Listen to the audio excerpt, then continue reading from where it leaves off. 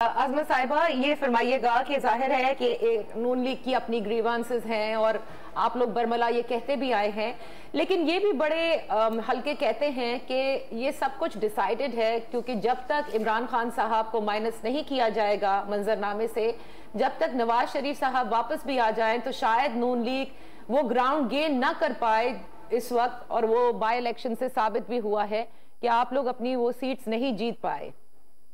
नहीं, ऐसा नहीं है। और जो ये समझता है वो बहुत ही किसी खाम ख्याली का शिकार है। देखिए, इमरान खान साहब को तोशा खाना से जो है तोहफे चोरी करने के लिए हमने कहा था। इमरान खान का उनको बेचने का, बाजार में तोहफे बेचने का गैर अखलाकी हरकत जो है वो हमने करने के लिए कहा था। जो मोहतरमा के लिए जो हीरे वो इकट्ठे करते फिर रहे थे, जो सेट उनको मिल रहे थे, उनको वो बाजारों में बेचकर जो है याशी कर रहे थे, ये हमने कहा था। मतलब अजीब बात यह है कि गुनाह करे इमरान खान, लेकिन जो है वो उसमें हमारा फायदा है। हमारा फायदा कैसे है इसमें? इमरान खान जो है वो यकीनन ये बात अपनी जगह पे दुरुस्त है कि इमरान खान आज एक चोर और डाकू साबित हुआ है पूरी कौम के सामने, और वो हमारी वजह से नहीं हुआ, वो अपनी करतूत की वजह से हुआ है।